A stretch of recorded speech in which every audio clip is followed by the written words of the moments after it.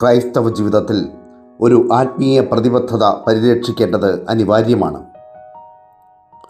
ശിഷ്യത്വത്തിലേക്കുള്ള പ്രയാണത്തിൽ ചില വികലതകൾ കടന്നുവരാം.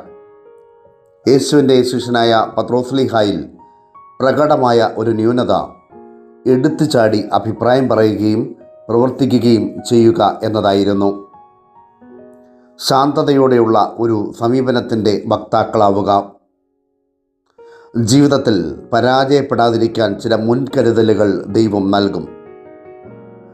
തള്ളിപ്പറയും എന്ന മുന്നറിയിപ്പിനെ അവഗണിച്ചതാണ് പത്രോസ്ലീഹയുടെ മറ്റൊരു പരാജയം. ജീവിത അനുഭവങ്ങൾ നൽകുന്ന മുന്നറിയിപ്പുകൾ, സിഗ്നലുകൾ ശ്രദ്ധിച്ച് മുമ്പോട്ട് പോവുക.